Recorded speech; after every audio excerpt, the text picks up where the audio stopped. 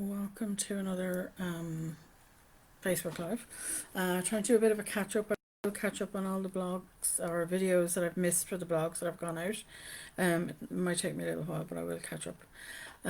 So let's get into it. This blog was originally published about 3 weeks ago, and it was all about work and life balance basically, and why it's not a good idea to bring your work home. So the first kind of question is, because it can cause us an awful lot of stress. In fact, it increases your stress levels. And you find that you can't, you're not relaxing enough. You're not getting enough time away from work. Your sleep is reduced. That's making you more tired, and you're into this negative cycle where your work is suffering. You're not really getting the tasks done on time as a result, and maybe your attention to detail is lacking, but you're bringing the work home and you're not getting enough sleep, and your stress levels are up, so it's like a vicious circle. So you're not really allowing your mental and physical health time to recover from the pressures of work. So if you don't do that, if you don't give yourself that chance to recover, then you're not just increasing your stress levels, but you're increasing your risk of mental and physical health issues, burnout, depression, your anger and resentment, of course, is going to go up as well. So why are we doing it? Why are we doing it? An awful lot of the time, it's really quite personal, this one, and if you want to change it, you have to be aware of why you're doing it in the first place. And there can be lots of areas to explore on this one. So it can be to do with your own negative thinking, your belief patterns, your internal core belief patterns. Maybe it's something to do with perfectionism, maybe it's something to do with codependency. Maybe you're a workaholic. So you've really got to tune into what's going on in your head, but also tune in to trust that gut, because 90% of the information we receive in the brain is actually coming from the gut. So trust your gut. You probably know why you're really doing this. So what's really going on for you? So let's have a look at some of the issues that can happen for people and why they can end up doing this. One, it could be a money issue. Maybe you're actually doing two jobs. Maybe you're trying to do two jobs, not just your regular job during the day, but you're also then have a part-time job or something. But there could also be about a hang up about money, never having enough money, or a hang up about related to money. So again, this goes back to your core belief or your own thinking. So is it related to your childhood and issues that you have around money, never having enough, so I have to keep earning, or is it genuinely related to a financial issue that you found yourself into? If this is the case, okay, there's a number of things you can do here. If this is related to you supporting an addict because you're a codependent, again, this can cause an awful lot of stress and money issues. And the person who isn't the addict can find themselves taking on the burden of all the financial responsibilities. In Ireland, there is an organisation called MABS. You can talk to them. Okay, it's the Money Advisory Bureau. They also deal if you have a housing issue, in terms of if you're going to lose your home. They also have a section that deals with that too. So please reach out and talk to them. You're not alone here, okay? The other thing I would suggest to you to do is you need counselling, you need support, because this is a hugely stressful situation to find yourself in if it is genuinely related to financial pressures. So you do need, and there are organisations in Ireland, and I can only talk about Ireland, but there will be other organisations in your local country where they offer a reduced rate of counselling. So that is also a possibility. So as I said, MABS, Money Advisory Bureau Service, is very good. Also legal advice. In Ireland, you can go and talk to the Flax solicitors, which is through The last time I looked, it was through the Citizens Advice Bureau, the local offices, and they had evenings where you can go in and get some free legal advice before you actually go. But again, if it's financially related, MABs have their own legal team and they can help you there too. So again, if this is about a money issue, there are services there that can help you for free. If this is about a hang up that you have about money, that's about core beliefs and possibly related back to your childhood, you will need therapy to deal with that and get to the core root issue of what it was about, that sense of lack. Okay. So that's the first one. Maybe that's one reason. The other one, next reason, could be again imposter syndrome. You're taking on an awful lot of the work in work because you're afraid somebody will find out you're not good enough. Maybe you're actually doing the work, but you're actually redoing it because it wasn't good enough the first time. So again, perfectionism's coming in there too. Are you waiting for them to actually find you out and realize you can't do the job when in fact you're probably the most efficient person there, the one that on top of their game and knows how to do the job really well, but you don't see that. So again, this is about your own thinking, your negative thinking linked into some core beliefs. This will possibly be spilling over into your private life as well, your personal life. So please, in this sense, I would say to you, please reach out for therapy. And again, it can be very quickly resolved. Once we get in and we get some support, we can quickly resolve this. The next one, and it's kind of, sometimes it's linked to the one I've just talked about, and this is, or it could be related to codependency issues, because codependency can leak into our work life and we can take on other people's responsibilities. So this is why you're taking work home. Are you taking on other people's responsibilities? Are you taking on more than is necessary? The one that gets everything done. And the question have to ask yourself there: why are you letting these adults, and they are adults, they're working with you, why are you letting them skate on their responsibilities? Because it's their job you're doing, and they're chilled out and relaxed, but you're the one that's stressed and taking the work home. I have to ask you again a question. Is this a similar pattern in your private life? Is this happening to you, at home or with other family members? Again, perfectionism, codependency issues come up there. So you have to look at this. And again, it's not about looking at the other person. This is on you. You have decided to take on their responsibilities. You're doing it. You're stressing yourself out. You're taking the work home. You never have any downtime. You need support to resolve this. So again, I would say go and speak to a local therapist if you want to resolve this. And again, it's something we can resolve very quickly. So the next one, which is a common one we can find, is that the role has expanded.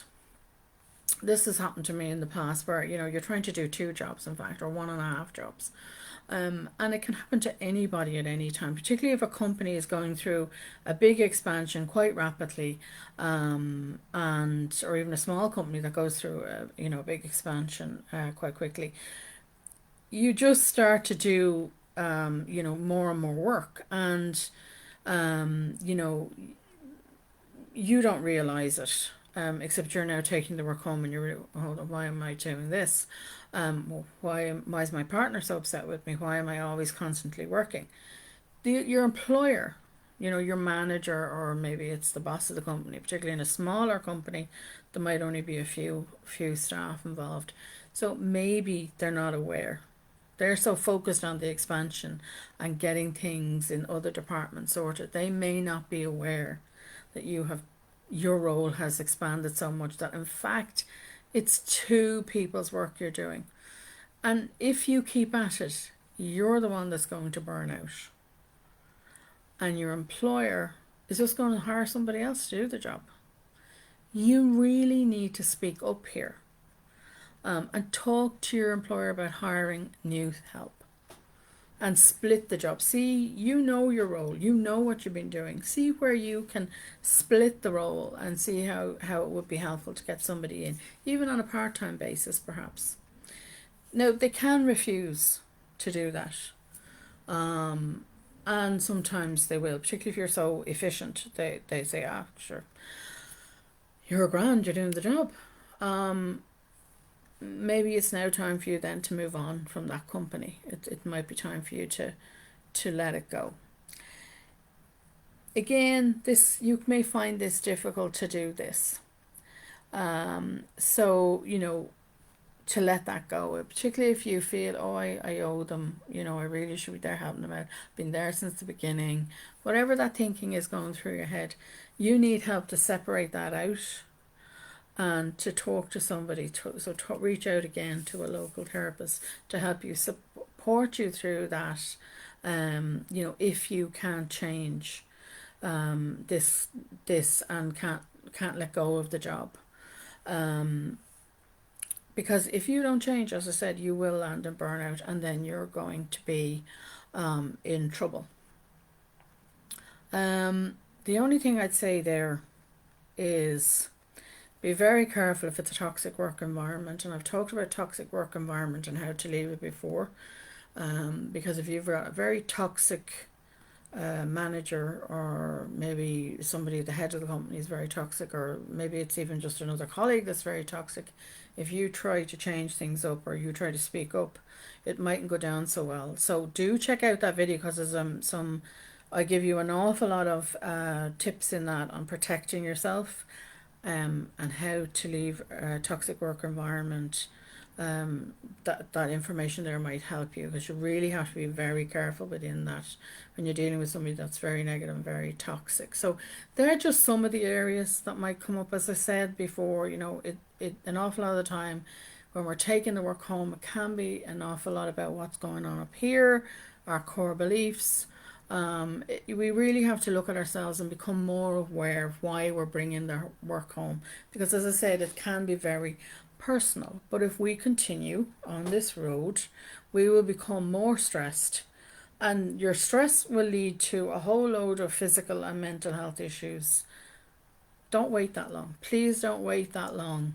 It's not worth it. No job is actually worth that. So how can you, right? So that's enough all the negative, okay? It's enough of all the negative stuff. So how can you separate your work and life, and get better work-life balance? So you might have to tackle all those issues, or some of those issues that you have there. As I said, working with a therapist is one way to do it, but there's other ways you can start to slowly, claw back some time. So first thing, it is about boundaries. It really is about your boundaries, and placing that work life, it's life work balance, not work life. It's always life first. Work is a means to an end. So stick to your work schedule. That's the first thing I'd say to you. It can be hard to get some separation, particularly if you've not done it. And if you are working from home, or if you're splitting your time between work and home, if you're self-employed, I know it can be a 7-day-a-week job. But you need to start setting a boundary with work. This is work. This is when I do it. So you have to designate a specific time to it if you don't already have one. And then, create that set time in your schedule each week. And that's the first boundary you're going to have to start implementing, and sticking to it. And that's the hard part. If you are not used to it, if you think you're a workaholic, then you are going to find this very difficult to just do that one simple thing of sticking to a time related, to work specifically.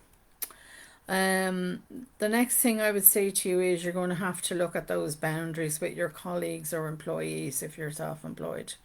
So depending again on, what we just talked about, those areas around colleagues and boundaries and not having them taking on responsibilities, maybe it's a toxic work environment, you have to look at it. You might need to start setting some boundaries. here, and this is going to be hard to change things up. People don't like change, but you need to decide on what you want, and this is where a therapist really comes in and helps you. They help you get clear in your head as to what you want, and then they can support you while you stick to your guns and make that change, because you will have to stick to your guns, and it can be a rough few weeks while you make that decision and stick to your guns and hold the boundaries with those with those colleagues or employees and say, no, this is it. And again, if you're dealing with a toxic person, a toxic work environment, you have to think like somebody in a domestic violence situation, safety first. And as I said, go and check out that video and blog on how you would leave or how you would deal with a toxic work environment. But again, a therapist can be hugely supportive here. Another thing you can do is make sure you have a separate email for work and home. So, and this can actually extend to your phone, different phone for work, than a home, than your mobile, your personal mobile phone. Laptops or tablets should be separate than your personal one, so you're not getting those ding ding ding messages coming up related to work in front of you if you're using your computer or tablet for personal reasons. So it should really have two. There should be, if you need one for work, well then that's the work one, and then you have one separately. And again, this is about setting boundaries so that you make sure that you have those separate accounts, separate technologies, phones, tablets, laptops, whatever. And then you can switch them off. Once you've reached the end of the working day, which should be, your set time, 9 to 5 or 9 to 6 or whatever it is, that's it. It's off. You've turned it off. So if you have separate devices and the phone or the tablet or the laptop is turned off, you can then avoid reading the messages. I would never, ever, ever suggest to you that you should be reading work messages just before you go to bed, because that 5 minutes will turn into 2 hours before you know it, and it's going to disrupt your sleep. And if, again, it's a bad habit, and it's a habit that you have control over, that you can change. So get in the habit of switching off the work phone, the tablet, the laptop, whatever, before you leave work. Even if you're at home, turn it off. Turn it off, leave it off, and don't be tempted to go back and check it. And that brings me on to the next thing. If you are working from home, try and have a set place where you do the work. I know this can be difficult, okay? Particularly if space is an issue, if you're self-employed or work from home, try and have a designated office space. And that way, you can close the door at the end of the day. And it's a kind of way of finishing work. If you have an office, if you have room enough to have an office in your home, you can close the door, lock the door if you need to. If you're trying to use the dining room or kitchen table, you're going to have problems with your relationship or whoever else you're living with, because there'll be no ends of complaint about the work always all over the table. If you've got kids, they're going to disrupt you. They're going to be, they could even destroy stuff on the table. It's not fair on them. You're setting them up for failure. It's important that you have a space where you can shut the door, or if you don't have enough space for a home office, think about getting a locked cabinet desk combo. They are out there, where you can actually just push in the desk, close the cabinet doors, lock it, and if it's a problem for you that you go back in there after the kids go to bed, I'll just go in and just check something for 5 minutes. Think about locking the door, thinking about, locking the cabinet, whatever, and give the key to somebody else, your other half or something. Or put it out of your way until you get out of the habit of going back in there. okay, just to help you try and, set that boundary between, no, this is work time, this is where I do it. I now close that away, I shut everything down, I move away from it, and now it's my personal space and time. Don't ever put it in your bedroom. Never, ever, ever put it in your bedroom, even if it is, a cabinet desk combination. Don't put that in your bedroom. Make sure you use a different room in the house, and it should be small enough that it can fit in a dining room as a side piece or something if you haven't got an office. But just try and think it through. Maybe ask your other half, or ask other people that you know that work from home what they do and how they cope with it. But try and have that designated space. And the last thing that I would talk about today would be that, think about making your self-care a priority. As I said, it's about life-work balance, not the other way around. So we want to support ourselves by having healthy habits. And I've talked about healthy habits before, what we can substitute in to help soothe us, to help calm the stress, the anxiety. There's actually 6 blogs on that. If you go check them out, they're all on healthy habits. It's all about setting boundaries, doing things that maintain your physical and mental health, your emotional health. The very basic ones that I suggest are all in through, if you look up the category self-care on my blog, you'll find loads of videos on, maintaining your self-care and supporting yourself and setting up a good place to build your boundaries for yourself from there.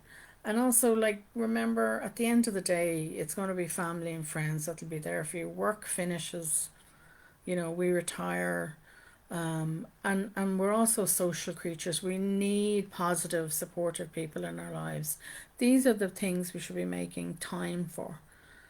And if you're overworking, if you're taking the work home, that's invading your personal time, and it's creating, the unbalance between life and work, and it's eating into your mental and physical health. So think about ways in which you can grab back that time and start setting the boundaries. And if you're looking for a place to start, you can have a look at my book. My workbook actually has loads of chapters in it with loads of worksheets in it that you can use, the building blocks of self-care, and that's a starting point. But it talks about an awful lot of categories, including boundaries and negative thinking and negative people, but also starts with sleep and meditation and basic self-care and how to set boundaries and that. So that's where it starts.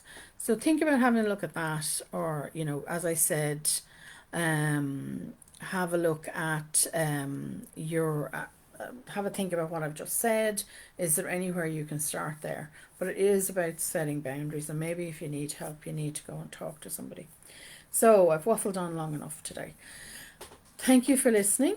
I hope you get something out of this. If you have any questions, as always, just come and ask me, and I will talk to you all again in the next video. Have a good day, and I'll see you then.